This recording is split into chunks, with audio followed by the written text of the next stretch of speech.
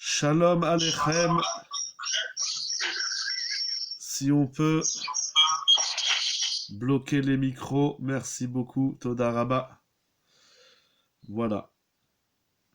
Il y a dans la paracha de Kitetse un des 613 commandements que je voudrais étudier avec vous aujourd'hui au niveau de la halacha. Il est écrit dans Devarim,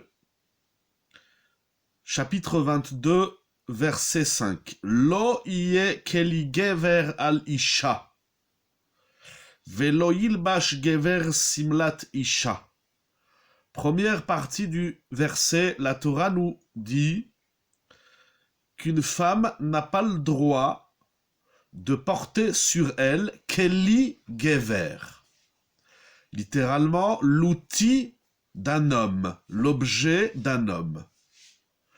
Velo yilbash gever simlat isha. Et un homme n'a pas le droit de se vêtir d'un vêtement féminin.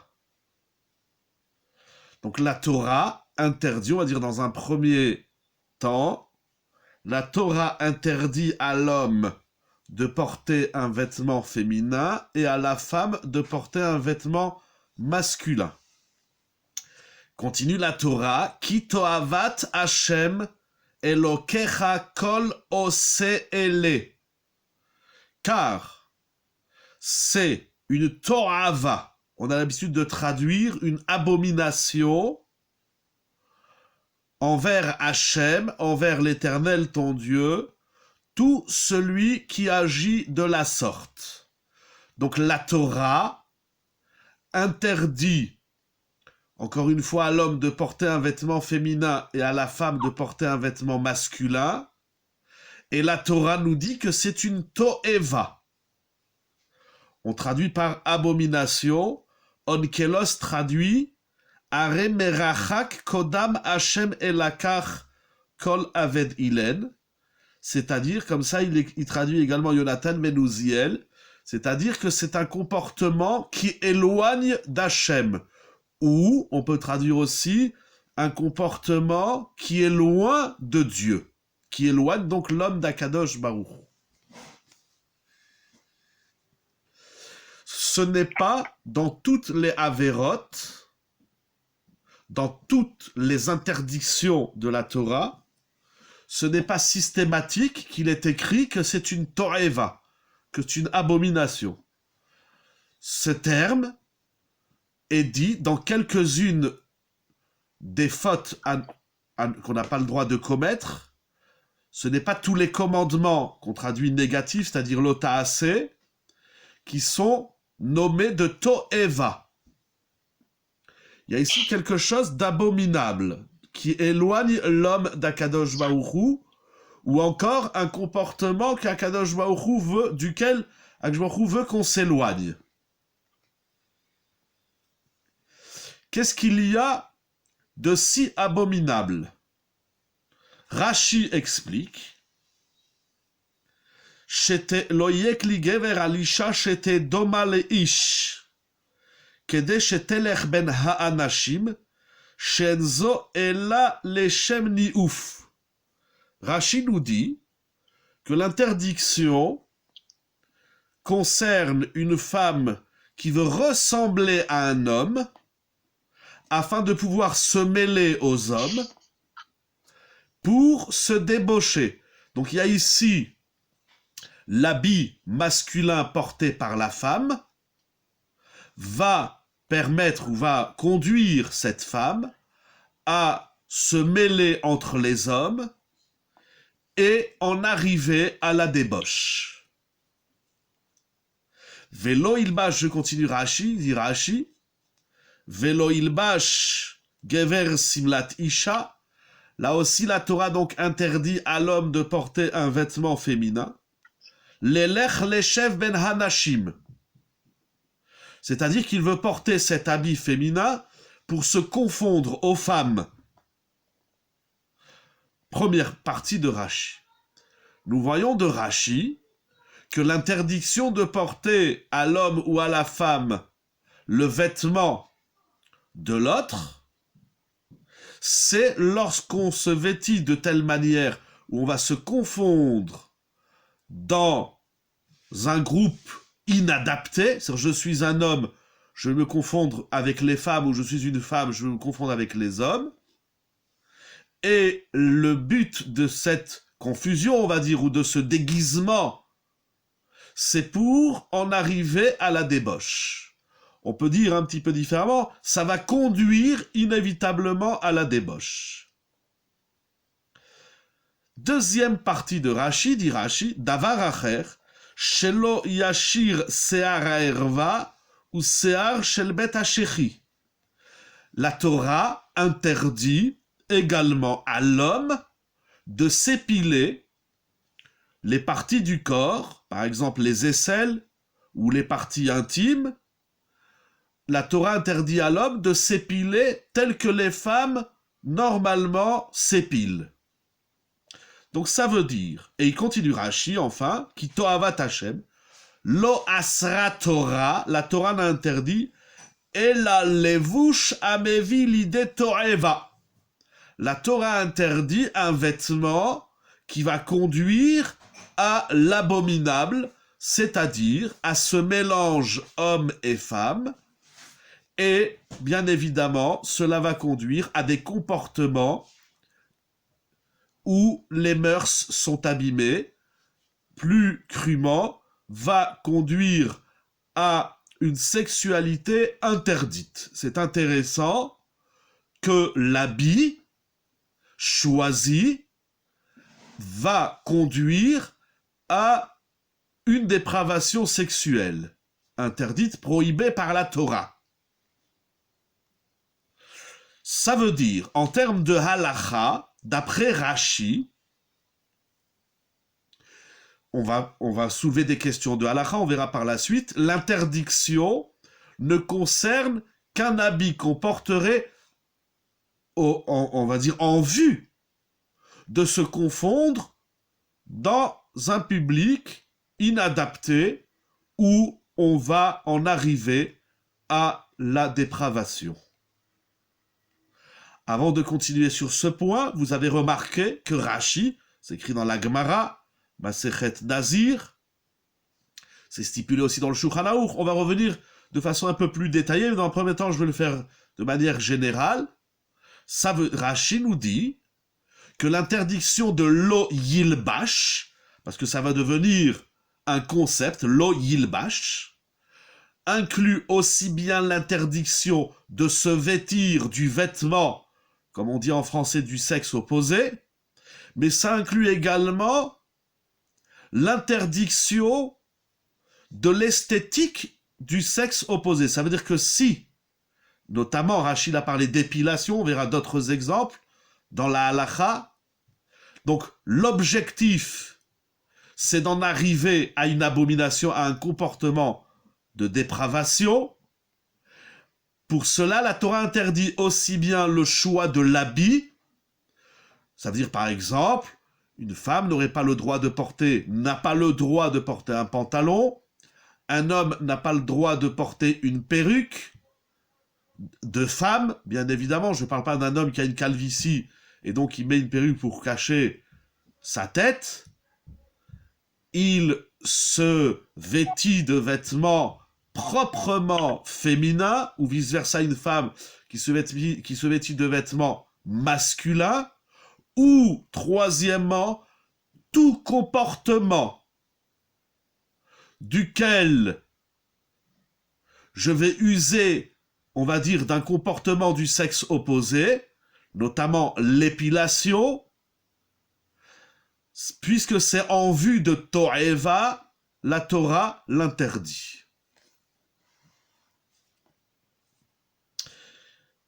Qu'est-ce que ça veut dire? Donc on a vu l'esthétique et l'habit. On va voir encore d'autres notions. Ça c'est d'après Rashi. Le Even Ezra écrit sur place. Alors on va voir, je vais vous le dire directement, le Even Ezra, le Baal HaTurim et Yonatan ben Uziel vont dire que ça ne s'arrête pas à l'habit ou à l'esthétique, mais ça va aller beaucoup plus loin, puisque pour Even Ezra, et il n'est pas seul dans cette opinion, ce verset 5 que nous avons lu est rattaché au verset précédent de la Torah qui parle de la guerre. Et donc il dit le Ben Ezra, qui a isha l'onivret kimla kimzera veimitetsim alashim la milchama tavo baderech lideni ouf. La femme ne participe pas au combat de guerre, excepté dans certains cas, on va pas faire maintenant Ilchot Milchama, parce que une femme qui est soldat et qui se retrouve parmi des hommes soldats, là aussi, ça risque de conduire à la dépravation et à la débauche. Donc ça inclut, selon Even Ezra, l'interdiction pour une femme de porter une arme. Baal HaTurim nous dit Keli Gever Begimatria Keli Torah. Je le dis de cette manière, c'est un grand sujet en soi. Le Baal HaTurim soulève la question de savoir si une femme a le droit d'étudier la Torah. Puisque la Torah, l'étude de la Torah, approfondie, etc., c'est une sugya au traité Sota d'Afraf Hamoud Aleph. Il y a un type d'étude de l'Imoud Torah que la femme n'a pas le droit d'avoir accès. Ça se rentre dans le principe de lo yilbash. Et enfin, Yonatan ben Uziel nous dit qu'une femme n'a pas le droit de porter de tzitzit ou de talit et de téphilin parce que là aussi, ce sont des vêtements purement masculins. Alors, ce qui est incroyable dans cette lecture du verset, selon tous ces grands rishonim, tout ça c'est basé sur des textes dans la Gemara de Nazir, de Sota, Yonatan ben Uziel, l'interdiction de l'oïlbash, c'est-à-dire que la Torah interdit à l'homme tout comportement féminin et elle interdit à la femme tout comportement masculin. Parce qu'on encourt un risque de toeva, c'est-à-dire de mélange des hommes et des femmes du féminin et du masculin, et bien évidemment, cela va conduire à la débauche, à la dépravation sexuelle. C'est incroyable. Et donc, on a 3 grands domaines dans cette halakha. Premièrement, l'interdiction du vêtement. Une femme ne peut pas porter un vêtement d'homme et vice-versa. Deuxièmement, un outil. Rappelez-vous, on a traduit au début l'oyekeli gever, un outil d'homme pour une femme. Donc, ce qui inclut les armes, ce qui soulève en tout cas la question des armes. Est-ce qu'une femme a le droit de porter une arme? Est-ce qu'elle a le droit de participer à la guerre, au combat?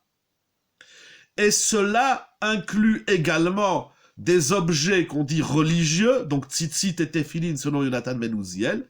Et donc, la femme n'a pas le droit de, donc le vêtement, l'esthétique, il a dit Rashi, aussi l'esthétique, l'étude de la Torah et les objets religieux, tzitzit et téphilin. Ça veut dire, alors, et c'est là où la halakha, que nous allons voir de façon un peu plus précise, parce que en vérité, ça veut dire que les Rishonim ici, Rashi, Baal HaTurim, ce que nous avons lu, Even Ezra et Yonatan ben Uziel, et également le Rashbam, les Rishonim vont nous donner des exemples, des implications pratiques. Mais la Torah, et ça va être cela, les quelques discussions que nous allons voir ce soir, parce que c'est un grand sujet en soi, la Torah ne veut pas qu'un homme se comporte comme une femme et une femme comme un homme.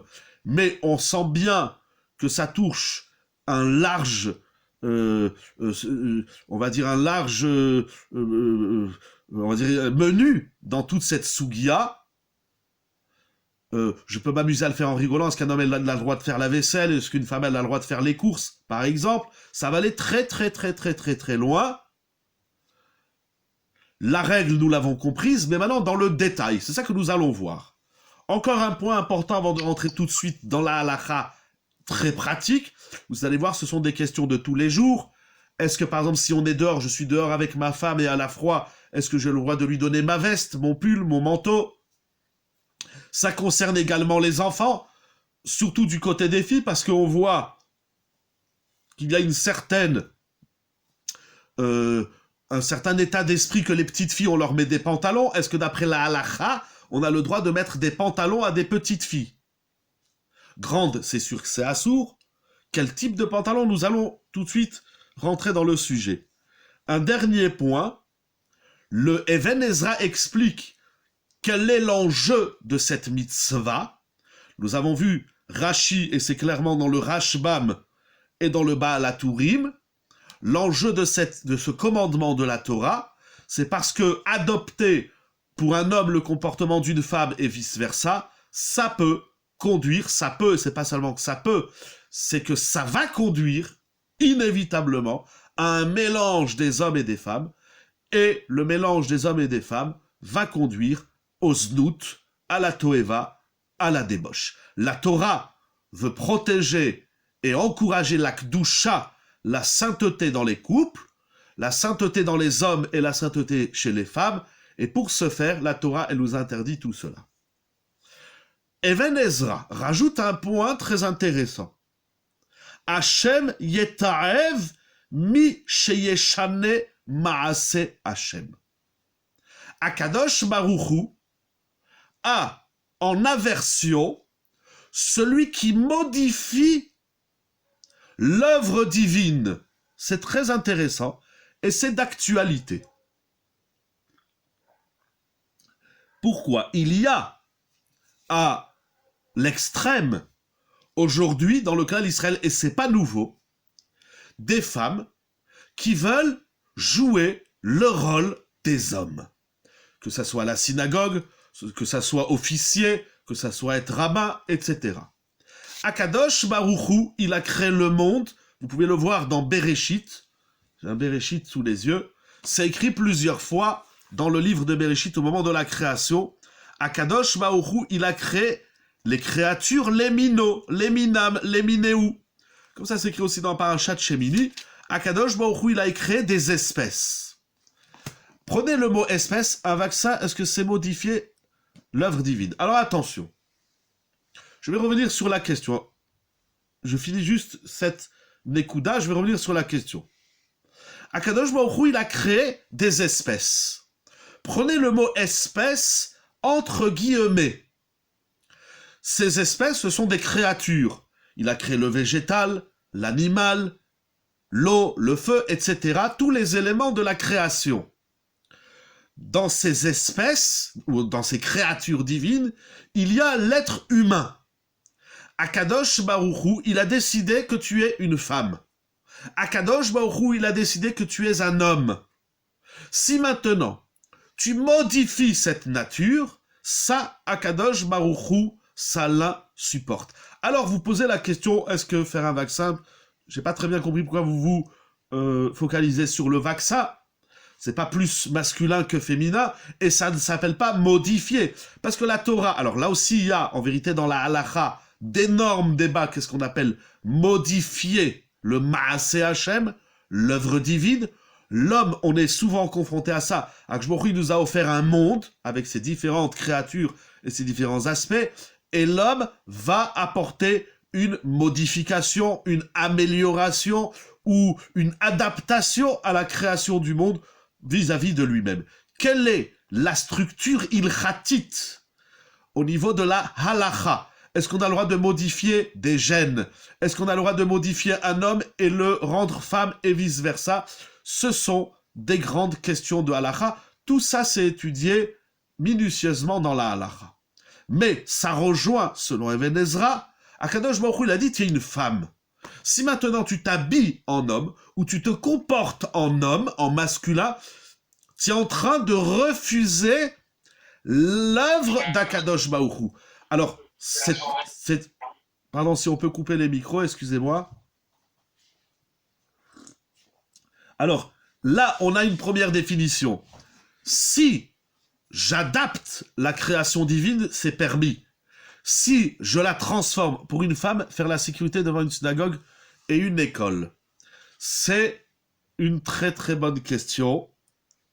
Alors, il faut savoir qu'au niveau là, je vais revenir aussi sur la question de monter la garde devant une école, devant une synagogue. C'est une très bonne question. Il faut savoir que c'est une très grande marloquette rishonim, mais on va le voir au fur et à mesure.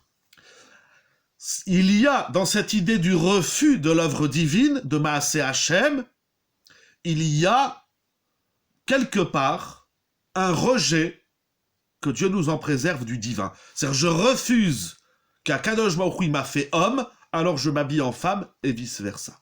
Ça, c'était en guise d'introduction, même si le temps passe. Mais ce sont des notions importantes. Alors maintenant, nous allons arriver à l'Halacha de façon pratique.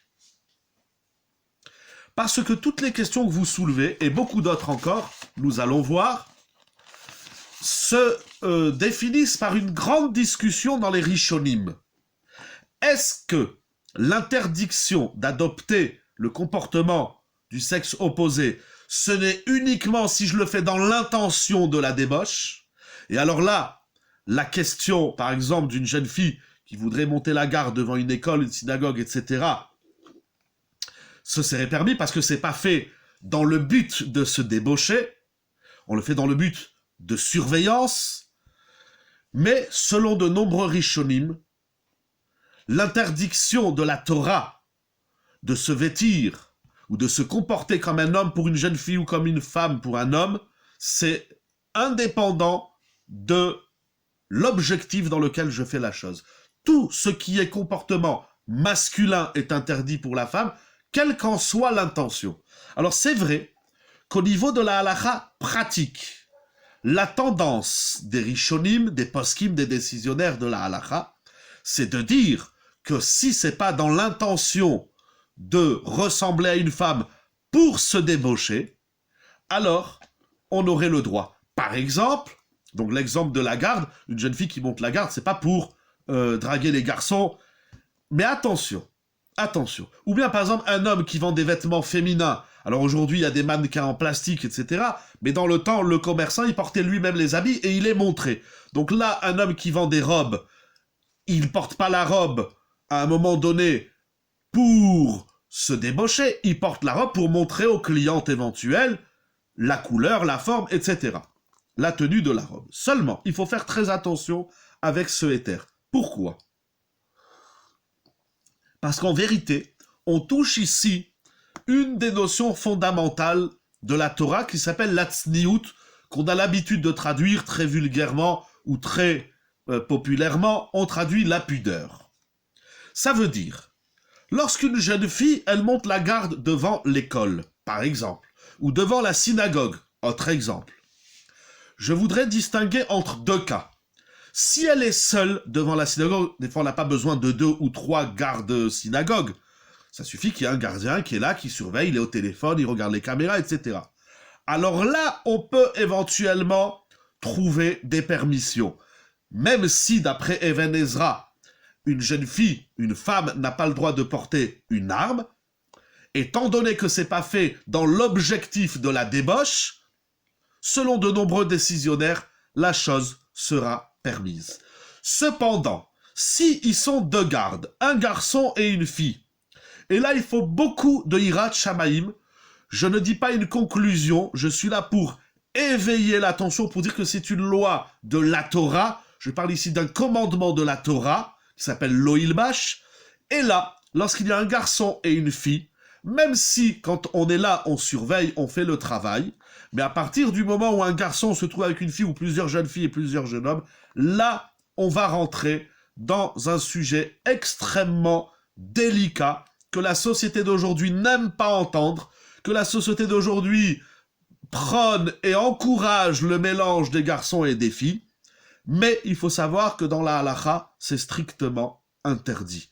Il n'y a aucune permission que des hommes et des femmes dansent ensemble, il n'y a aucune permission que des hommes et des femmes se retrouvent dans des situations où il peut y avoir familiarité et chas shalom en allant plus loin.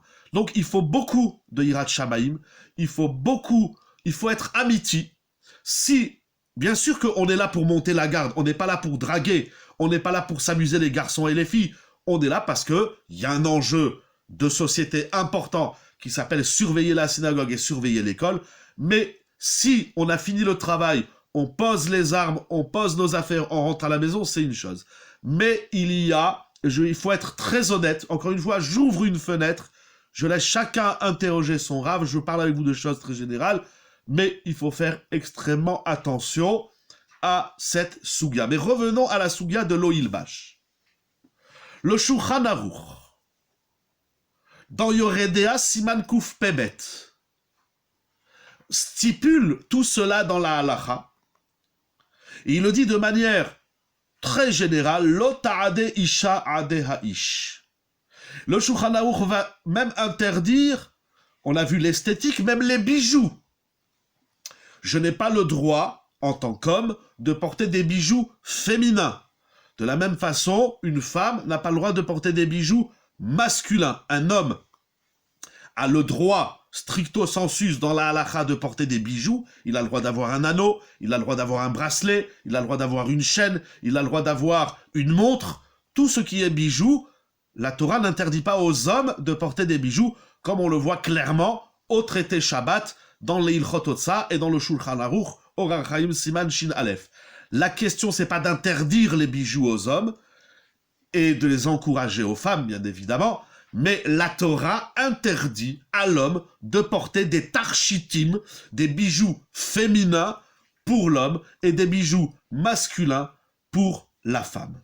Il faut savoir que l'interdiction de l'oyilbash, que nous avons vu donc jusqu'à maintenant, c'est quand bien même si, par exemple, je suis un homme, je porte des vêtements masculins, donc ça se distingue bien que je suis un homme, mais le fait que je vais porter un seul vêtement féminin, déjà, c'est assourd. C'est pas seulement si je porte la totale, une robe, des chaussures à talons, des collants, une perruque, je me suis pas déguisé en femme, je ne veux pas rentrer dans la question de Purim, c'est une grande question dans la halakha.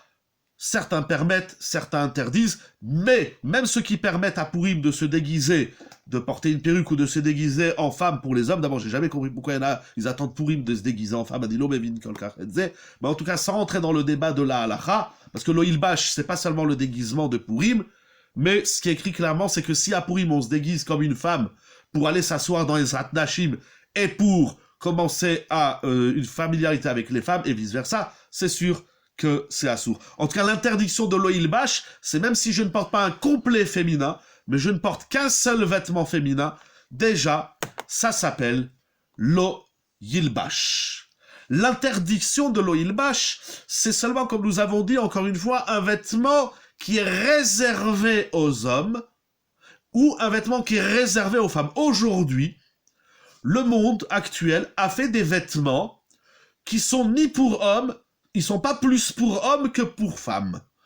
Ce sont des vêtements, par exemple des t-shirts, ou des baskets, ou des pulls, que ça peut très bien se porter aussi bien par les hommes que par les femmes. Là, il n'y a pas l'interdiction de l'oilbash. L'interdiction de l'oilbash, comme il dit le Rav Struchlitz, si je ne me trompe pas, si je viens au-dessus de son... Oui, le Rav Struchlitz dans son livre Big Deish, l'interdiction, c'est le vêtement qui, dans la région où on se trouve, se porte habituellement ou majoritairement par des femmes, sera interdit aux hommes, et de même, un vêtement qui se porte essentiellement, majoritairement par des hommes, sera interdit aux femmes. Mais un vêtement qui se porte par tout le monde, aujourd'hui il y a des t-shirts par exemple, ça peut se porter très bien par les hommes comme par les femmes. D'ailleurs, il y a aujourd'hui trois rangées dans les boutiques, il y a côté homme, côté femme, et au milieu, il y a le côté parvé. Alors on va appeler ça un habit parvé. Parve. Un habit parvé, il est permis. C'est quand je le mets, on va pas me dire, ah tu t'es déguisé, tu t'es habillé comme une femme, donc c'est permis. L'interdiction, alors c'est notamment, par exemple, un pull. Il y a des pulls qui peuvent très bien, des pulls au vert, c'est l'hiver, qui peuvent très bien se porter comme aussi bien pour les hommes que pour les femmes. C'est pas plus masculin que féminin. Alors il y a comme ça beaucoup d'exemples dans la halakha. L'interdiction de l'oilbash concerne... l'interdiction de l'oilbash, ce n'est pas seulement le fait de se vêtir comme ça devant tout le monde. C'est-à-dire je sors dans la rue avec une robe. C'est même si je suis à la maison où il n'y a personne qui me voit. Ça, c'est un point très intéressant. Pourquoi ? Parce que même d'après les Rishonim, qui disent que l'interdiction, c'est seulement si je porte le vêtement en vue de débaucher, de me mêler aux hommes, de me mêler aux femmes, L'interdiction, c'est même si je suis tout seul à la maison. Par exemple, pour un monsieur, il a plus de pantalons, tous ses pantalons se sont tachés. Il les a amenés au pressing, il les a... Et les couleurs, le rose pour les hommes, par exemple. Alors aujourd'hui, il existe beaucoup d'habits masculins, par exemple des chemises. Des chemises, donc des chemises, des chaussettes aussi, roses, comme vous dites. Alors, puisque la région dans laquelle on se trouve, il existe des chemises masculines roses, ce n'est pas interdit. Comme il existe des chemises féminines bleues ou vertes, il y a des couleurs qui sont plus hommes que femmes, parce que c'est rentré, ce sont des mœurs de société. Mais ce n'est pas de l'halakha. Un homme qui porte le sac à main de sa femme dans la rue, car il est trop lourd pour elle. Très bonne question. Alors, question par question. Donc, la couleur, ça dépend aussi. Par exemple, vous allez à Bnei Brak avec une chemise rose, ça va s'appeler l'Oilbash, puisque ça dépend de la région. Vous allez à Yerushalayim, à Mea Shearim, à part le noir et le blanc, il n'y a pas beaucoup d'autres couleurs. Donc, un homme qui mettrait une chemise rose, pour lui, là-bas, c'est sakana, c'est dangereux. Mais à Nice, vous portez une chemise rose, ce n'est pas grave, puisqu'il existe beaucoup d'hommes qui portent des chemises roses. Attention, à la condition que la chemise rose n'a pas été... On fixe la halakha selon la mode... C'est pas tout à fait selon la mode des goïms, c'est pas tout à fait... Bien que Rav Shruchlitz, il pose la question, je vais voir si je le retrouve. Voilà, Beged Nashim, Shiderech Hanashim, Goïm le Lovsho, Yesh le Istapek, Imutar le Ish le Lovsho, c'est-à-dire les poskim, ils disent, de ce que je me rappelle, de ce que j'ai en tête, ça dépend du makom. Voilà, Minhag, Miutan Sheair. Est-ce que je vais retrouver Beged Asouim, non, ça on a dit. Mais Kitsour, c'est pas que les goyim, ils fixent la halakha, mais puisque tout le monde, ce n'est pas... Non, ça n'a rien à voir avec Bechukotem. Non, ça n'a rien à voir avec Bechukotem, c'est une autre souga. Bechukotem, ce sont des comportements de culte qu'on n'a pas le droit, même si là les poskim ils ont ouvert beaucoup Bechukotem. Après, je vais vous dire, dans cette souga de l'Oilbash, de Bechukotem, comme vous dites, ou de Tzniout, il faut distinguer encore une fois ce qui est interdit d'après la halakha, parce que la halakha elle interdit, et après il y a ce qu'on appelle le moussar, la hirat shamaïm, encore, en Écosse on peut mettre des jupes. Bien sûr, sans problème. C'est pour ça que je ne vais pas en Écosse. Parce que des jupes en Écosse en hiver, il fait très froid. Je rigole, mais moi j'ai connu un Écossais qui mettait des jupes. Alors maintenant, il met sa jupe écossaise à 10, ça s'appelle pas l'oilbash. Ça s'appelle qu'il se vêtit de son vêtement. C'est la jupe que les Écossais portent. Ça, c'est pas l'oilbash. À la condition que lorsqu'on a institué cet habit, on ne l'a pas institué. Quand on a dit on va faire des chemises roses, c'est pas pour que les hommes... Aujourd'hui, quand vous voyez un homme en chemise rose, par exemple, ah ben vous dites pas oh là là, celui-là il est un peu olé olé, et celui-là il a fait du bassar behalab. Non, aujourd'hui c'est rentré dans les mœurs qu'on met du rose, voilà, c'est plus, ou de l'orange, etc. Bref, donc l'interdiction... Alors je sais plus si j'ai répondu à toutes les questions. Après, voilà, encore une fois, dans un makom Torah, dans un lieu de Torah, mais ça aujourd'hui, c'est-à-dire ce sont des conventions, ou bien... Vous savez, je vais vous raconter une histoire qui me tient beaucoup à cœur. C'est une histoire que raconte un des élèves de Rav Moshe Shapira, Alav Shalom. Rav Moshe Shapira, que c'est cette semaine, c'est sa Iloula. Rav Moshe Shapira, un jour, en Eretz Israël, il raconte qu'il est rentré dans un magasin pour acheter un sefer. Il est rentré chez un commerçant qui vend des livres de Torah. Il avait besoin d'acheter un sefer. Et voilà qu'il voit un jeune homme, qui l'accueille, qui lui montre les livres qu'il a, il dit voilà, je cherche tel livre, etc. Et là, le Rav lui dit, mais dis-moi, ton visage me dit quelque chose, je pense que je te connais. Alors le jeune homme, il dit au Rav, il dit excusez-moi, Kvod Rav, je vous connais pas. Il fait, mais ton visage, il fait, dis-moi, comment tu t'appelles? Alors le jeune homme lui dit, le commerçant, le jeune homme, c'était un jeune homme d'une trentaine d'années, il lui dit son nom, il lui fait, mais tu es en famille avec tel Rav, qui est un grand Rav, un grand Rosh Yeshiva. Il lui fait oui, effectivement, c'est mon père, je suis le fils de ce Rav. Alors Rav Moshe Shapira, il voit ce jeune homme qui était habillé de façon très moderne, qui n'avait pas du tout une tenue classique dans le monde des yeshivot, et alors le Rav, une coupe de cheveux aussi, etc.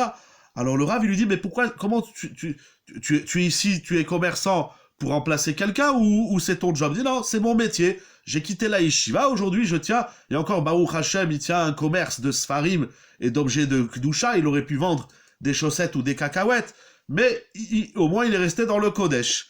Mais alors le Rav, il lui dit, mais comment ça se fait que tu as quitté le monde de la yeshiva? Il lui dit, je vais vous dire, c'est très simple. Un jour, il étudiait, ce jeune homme, dans une très bonne yeshiva, et il dit, un jour, je suis venu à la yeshiva avec une chemise bleue, et le Rav, il m'a dit, ici on porte que des chemises blanches. Alors, tu prends tes affaires et tu es viré de la yeshiva. C'est dramatique, je vous l'accorde. Mais Rav Moshe Shapira lui a dit quelque chose d'intéressant. Il a dit, tu sais, tu te trouves ici à Yerushalayim, et c'est vrai, dans le monde des yeshivot à Yerushalayim, il y a une tenue à avoir, qu'elle soit réfléchie ou non, qu'elle soit pensée ou non, peu importe. Il y a une mode, entre guillemets. Dans les yeshivot, on s'habille de telle manière. Tu n'as pas respecté, tu as fait une erreur. Mais il a dit, sache que si tu étais en Europe ou en Amérique, avec ta chemise bleue, personne ne t'aurait rien dit. Il dit, c'est dommage que tu n'as pas été étudié dans une yeshiva autre qu'en Eretz Israël. Tu aurais été au Canada, en Amérique, en Europe, en France, ailleurs, etc., en Angleterre. Jamais un truc comme ça serait arrivé. Ça veut dire quoi? Il faut pas oublier que le clan Israël, il vit à deux vitesses. La vitesse essentielle du clan Israël, c'est la Torah, bien évidemment, c'est la halacha. C'est permis ou c'est interdit. C'est une mitzvah ou c'est une avera. La deuxième vitesse, c'est la culture du pays qui nous accueille. On est en France, il y a une culture, il y a un président, etc. Ça se respecte. Tu es en Amérique, tu es au Canada, tu es en Angleterre, en Belgique ou en Suisse, peu importe où tu te trouves, tu respectes le lieu où tu te trouves. Le respect du lieu, aussi bien dans un monde de yeshiva, aussi bien dans un monde de Torah, que dans un monde qui nous accueille, tant que ce que les goïms, tant que ce que les peuples, les nations nous demandent, ce n'est pas à l'encontre de la Torah, on doit respecter. Ça va de soi, c'est une évidence. Je ne comprends pas pourquoi dans la Torah, il y en a qui ne comprennent pas ça, mais ce n'est pas le sujet de ce soir. Ça veut dire quoi? Ça veut dire que ta chemise rose, si tu te trouves dans un lieu où des hommes portent des chemises roses, il n'y a aucun problème. Parce que c'est pas porté en vue de débauche, en vue de znout. Mais si tu portes une chemise rose dans un endroit où tout le monde vient en bleu et en blanc, ou en noir et en blanc, ou en gris et en blanc, alors tu es un homme irrespectueux. Je ferme la parenthèse, il faut beaucoup de hirat shamaim, il faut beaucoup de... notamment, si je rebondis, je reviens sur la question de monter la garde, il faut beaucoup de hirat shamaim, il ne faut pas se mentir, parce que la halacha, ce n'est pas seulement ce qui est permis ou interdit, il y a aussi ce qu'on appelle, il a dit Rabbi Israël Salater, le 5e Shulchan Aruch. Il y a des choses qui sont permises, mais ça ne se fait pas. Voilà, c'est pas le derer de la Torah, ce n'est pas ce que les maîtres nous ont enseigné, ce n'est pas ce que la Torah attend d'un ben Israël. Bien sûr, on s'en fout complet de la couleur de la chemise, mais aujourd'hui, et depuis des millénaires, vous ne verrez jamais un homme de Torah habillé en rose. Bien que dans la Gemara, les Chachamim, ils avaient des chemises rouges, et des chemises noires. Rabotai, pour revenir à la halacha. Alors maintenant, est-ce qu'on a le droit de porter, j'ai dit tout à l'heure, le pull vert ou les bottes? C'est l'hiver. Parce que oui, la question de l'oil bash, ça touche tous les habits, donc même les chaussures. Si je porte des chaussures à talons alors que je suis un homme, c'est assourd. Alors maintenant, si on porte des vêtements pour se protéger du froid, on est dehors, il fait froid, je prends le pull de ma femme, qui soit rose, violet ou qui soit arc-en-ciel, puisque je ne le vêtis pas en vue de débauche, mais parce que j'ai froid, alors selon de nombreux décisionnaires, notamment le Bach, le Taz et le Char, permettent. D'autres interdisent le Chochmat Adam. Je dis, c'est une très grande marloquette dans la halacha. Si on s'arrête sur la pensée, sur le projet du vêtement, alors il y en a qui permettent et il y en a qui interdisent. La tendance de Rav Ovadia Yosef, Alava Shalom, dans Yabia Omer, Chelek Vav, Yoredea Siman Yud Dalet, il va plutôt dans le sens de dire que c'est assourd seulement si on porte ses habits pour ressembler à une femme et pour se débaucher, pour ressembler à un homme et pour se débaucher. C'est pour ça que Rav Ovadia Yosef, il a dit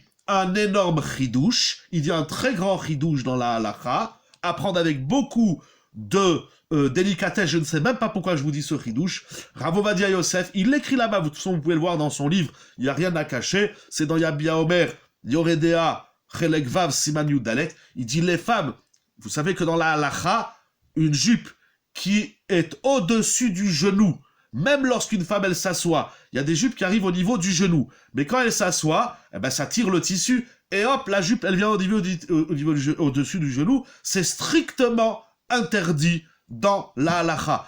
Madame doit porter une jupe qui arrive sous les genoux, même lorsqu'elle s'assoit. Il y en a qui croient que quand elle s'assoit, ça y est, il n'y a plus besoin de faire une hot seniout.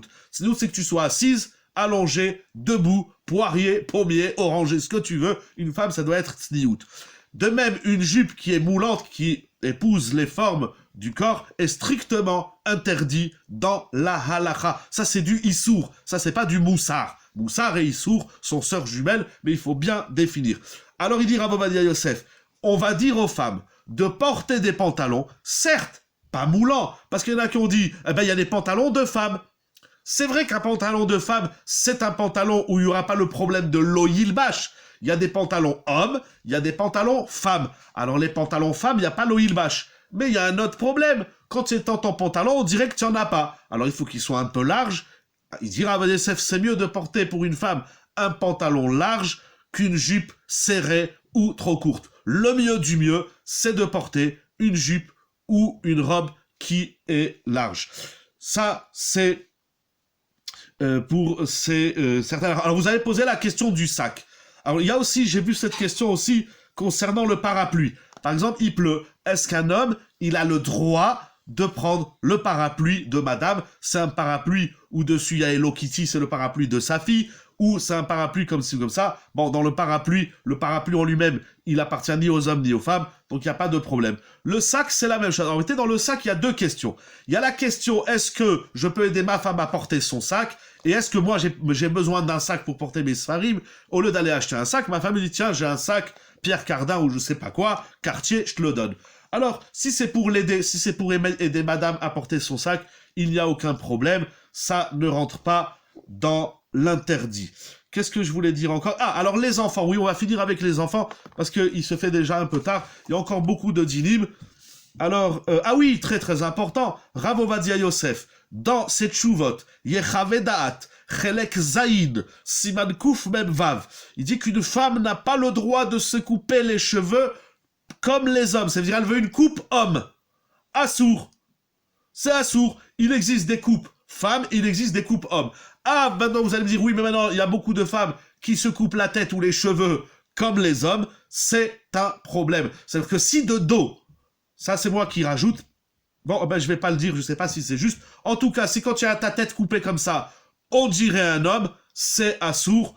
Maintenant, si elle le fait pour des raisons médicales ou bien pour des raisons autre que médicale, pardon, elle a chaud, elle a les cheveux longs, je parle d'une jeune fille, une femme de toutes les façons, elle doit se couvrir la tête, et de préférence avec une casquette, un foulard ou un chapeau. Bedi Avad, elle pourra mettre la perruque dans certains contextes de travail ou autre, mais en tout cas, maintenant elle a chaud. Voilà, il fait très chaud, c'est l'été, elle a des cheveux qui les jettent dans la nuque, alors elle a le droit de couper les cheveux courts. L'homme, on a dit, il n'a pas le droit de s'épiler. Seulement le Ben Ishraï dit, le Ben Ishraï vivait en Irak. Et le Ben Ishraï s'est rendu compte qu'en Irak, lorsque les hommes, ils s'épilaient. Les hommes, ils s'épilaient. Vous savez, une Sheila, est-ce qu'un homme, il a le droit de se raser complètement la barbe? Raphaël Kanievski, Shalita, il dit que ceux qui se coupent la barbe complètement, ils ont rien. Ils ont la peau, pas la police. C'est pas la police qu'ils ont. C'est un de qu'est-ce qu'ils ont sur le visage. Raphaël Kanievski, ou ceux qui ont les cheveux longs ou le visage complètement rasé, il dit c'est des femmes. Il veut même pas les recevoir. Il dit d'abord, on va te couper les cheveux, laisse pousser un peu ta barbe. Là, on dirait une femme. Bon, Bekitsour. En tout cas, le Ben Ishraï dit que l'interdiction pour un homme de s'épiler, c'est comme on l'a dit, c'est parce qu'il veut se mêler, il veut faire comme les femmes et il veut adopter des comportements féminins, mais s'il le fait ou pour des raisons médicales, ou bien parce qu'il fait très chaud, il y a des hommes qui sont très poilus ou qui transpirent beaucoup, par exemple, alors il aura le droit un petit peu de s'alléger. Alors pour les enfants, avant de parler des enfants, en vérité, il y a encore beaucoup de dinim. Je parlais tout à l'heure de tzitzit et de tefilin.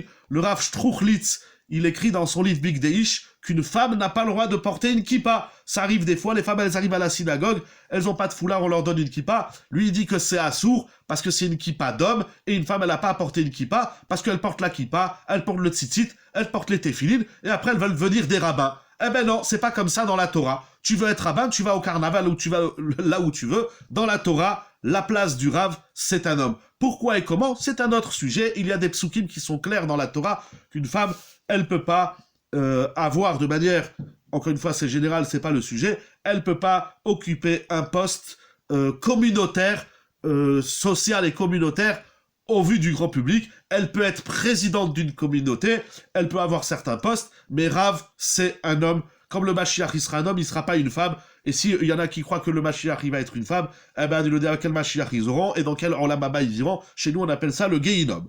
En tout cas, donc, voilà, on va finir. Alors, la question des armes, bon, il y a aussi Rav Ovadia Yosef dans Chelek He. Regardez, Chavedat, Chelek He, Siman Nun He. Les femmes rabbines aujourd'hui ont commencé à vouloir porter une kippa. C'est un problème. Je vous dis, alors, j'ai pas mis de petit papier, mais si je le retrouve, je vais vous le dire. Au nom de qui il dit ça, mais voilà, alors une perruque de femme, ah voilà, la kippa. Assour leisha lilbosh kippa meyuchedet leish. Une femme, elle n'a pas le droit de porter la calotte, le calot, la kippa des hommes. Voilà, comme ça, il écrit. Comme ça, il écrit. Donc, c'est assour. Bekitsour, enfin, pour terminer avec les enfants. Alors, il faut savoir, je vais vous dire d'abord qu'est-ce qu'il dit Rav Ovadia Yosef. Rav Ovadia Yosef, il dit que les pantalons pour les filles inférieures à 9 ans, c'est permis. C'est permis. Plus que 9 ans, c'est assour. On n'a pas le droit de mettre des pantalons à des petites filles qui ont à partir de l'âge de 9 ans. Et même lorsqu'on permet, il écrit Rav Yosef donc dans Yechaveda, Trelek Zayin, Siman Kuf Mem Vav, même lorsqu'on autorise aux petites filles de moins de 9 ans de mettre des pantalons, c'est seulement si par exemple c'est pour les protéger du froid, ou parce qu'on va au jardin et il y a du sable et sinon elles vont se salir, etc. Ok. Mais si on veut habiller une petite fille parce que on dit elle a un petit côté garçon, des choses comme ça, c'est complètement assourd. Seulement, il faut savoir que c'est une permission de Rav Ovadia Yosef que pour lequel nous considérons comme notre Rav, mais il faut savoir que donc on pourra être Mekel sans problème, c'est-à-dire on pourra c'est permis. Cependant, j'essaie de retrouver la page, mais dans les poskim ashkenazim, il y en a qui interdisent aux enfants de porter des habits du sexe opposé, même s'ils sont plus petits. Comme ça, il ramène Rav Shtrochlitz. Enfin, pour terminer, donc ça veut dire, si, bien sûr, jusqu'à 1 an, 2 ans, il n'y a pas de problème, c'est pas issout, on ne reconnaît pas voilà, j'ai oublié qu'on appelle ça les habits des enfants, et pour faire une pièce de théâtre, c'est complètement assourd. Je ne connais aucun éther sur la pièce de théâtre. Quels que soient les enfants, depuis le Gan Aleph, encore on peut être Mekel, voilà, Rav Ovadia Yosef dit jusqu'à 9 ans, mais encore une fois, Rav Ovadia Yosef dit jusqu'à 9 ans, on peut leur mettre des pantalons. Mais si, c'est pas en vue que la petite fille ressemble à un garçon, mais une pièce de théâtre, on l'habille en garçon, donc on veut qu'elle ressemble à un garçon. Je ne connais aucun éther. C'est un petit débat dans la halakha, mais de tout ce que j'ai lu, je dis un petit débat parce que la page toute c'est complètement assourd. Donc les théâtres où les filles portent des habits de garçons, c'est leur apprendre à transgresser la Torah. Je sais, vous allez demander à d'autres rabbanim, ils vont vous dire d'autres opinions. Je ne suis pas là pour vous dire toutes les opinions, je suis là pour vous dire de la halakha claire et nette. Donc les petites filles, où on leur met des chapeaux de garçons, où on leur met des tzitzit, où on leur met des pantalons, où on leur met des kippotes, en tout cas on les habille en garçons, c'est complètement assourd. Et là, en vérité, on transgresse aussi un lave de la Torah qu'on n'a pas le droit, s'appelle Safie Beyadaim. On n'a pas le droit de donner à un enfant de commettre une avéra. Tout au moins à partir de l'âge où il comprend quelque chose, c'est sûr que c'est assourd. Alors, quelques petites halakhot sympathiques. La halakha des lunettes. Rav Shtrochlitz dit qu'un homme n'a pas le droit de mettre des lunettes de femme. Parce qu'il y a du soleil, tu dis à ta femme donne-moi les lunettes, c'est un problème. On a vu la montre. Par contre, si ma femme... Il y a alors des métiers interdits pour les femmes et des métiers interdits pour les hommes. Mais ça, de toutes les façons, j'ai pas vu toute la question et qui c'est qui a posé la question, mais ça c'est clair. Il y a des métiers qui sont complètement interdits pour les hommes. On va pas faire la liste, surtout qu'il est déjà tard et je veux pas retenir tout le monde. Vous savez, j'ai promis de faire une demi-heure. Là, ça va faire presque 1 heure. Mais bien évidemment, il y a des métiers. Alors attention, une infirmière, lorsqu'elle travaille en milieu médical, alors si elle a la possibilité de porter qu'on appelle ça, un tablier long, ça, il n'y a pas de problème. Surtout qu'il y en a qui disent que de mettre un pantalon sous une jupe, sous une robe, il n'y a aucun problème de halakha parce que on ne voit même pas ton habit et on voit bien que tu te distingues des hommes puisque tu as une jupe. Mais il y a dans certains, je sais pas, je connais pas bien tous les milieux médicaux, ou Hachem Yiratzon, que personne ait besoin de les connaître, mais en tout cas, ceux qui travaillent dans les milieux médicaux, par exemple les infirmiers, ceux qu'on voit, ils ont tous des pantalons. Alors le haut, c'est clair qu'il faut faire attention à la tsniout. Le bas, si elle peut mettre si c'est possible de mettre quelque chose de long, ce sera permis. Mais d'ailleurs, regardez, encore une fois, du peu que j'ai vu, quand ma femme elle a accouché, ou quand on est parti voir des malades, eh ben, j'ai vu que les infirmières, elles ont des costumes roses ou blancs, et les infirmiers, ils sont en vert ou en blanc. Alors le blanc, Kaniré, c'est bon pour tout le monde, mais moi j'ai pas vu un infirmier en rose ou une infirmière en bleu. C'est pas une preuve ce que j'ai vu ou ce que j'ai pas vu. Mais en tout cas, si maintenant son supérieur lui interdit de mettre un tablier plus long, pardon, je dis tablier, je sais pas exactement, une blouse, voilà, je cherchais le mot. Si son supérieur ne veut pas qu'elle mette une blouse longue, elle aura le droit de mettre un pantalon. Ce sont des pantalons larges, c'est dans un cadre médical, et c'est pas là pour draguer les hommes et les femmes. Voilà. Donc après, si vous pensez à d'autres questions, d'autres métiers, mais de toute façon, il y a des métiers que les hommes, ils ont rien à faire, et il y a des métiers que les femmes, elles ont rien à faire. Donc, voilà, c'est ça. Hein, il y a encore, j'ai ici tout le Sefer de Rav Shruchlitz, très intéressant. Alors, on a parlé de l'esthétique. Est-ce qu'on a le droit de se teindre les cheveux? Est-ce qu'un homme, il a le droit de se teindre les cheveux? Il a les cheveux blancs, il veut paraître plus jeune? C'est une question dans la halakha. Voilà, je vous ai, de manière vraiment très, comment dirais-je, voilà, bon, ben, j'ai dit l'essentiel. De manière très générale, je vous ai proposé cette étude ce soir pour la tzlacha, pour la bracha de ceux qui organisent ce shiur, de ceux qui y participent, pour la tzlacha de tout le clan Israël, qu'on comprenne bien. N'oublions pas cette idée fondamentale du Even Ezra, Rak Hashem yeta'ev mi sheyeshane ma'aseh Hashem. Akadosh Baruch Hu, il prend en aversion, ça l'écœure de voir des hommes qui se transforment en femmes et des femmes qui se transforment en hommes. Et ce que nous avons vu, c'est que la transformation, elle n'est pas seulement physique et corporelle, elle touche un panache de comportements sur lesquels je vous invite davantage à réclamer vos rabbanim, à les consulter, à étudier les livres de halakha sur cette sougia passionnante de Loïl Bash. Bonne soirée, merci beaucoup à tout le monde, bracha v'atzlacha, que Dieu vous bénisse, vous et vos familles, parmi tout le clan Israël, les Chaim Tovim ul Shalom. Avec plaisir, Besorot Tovot.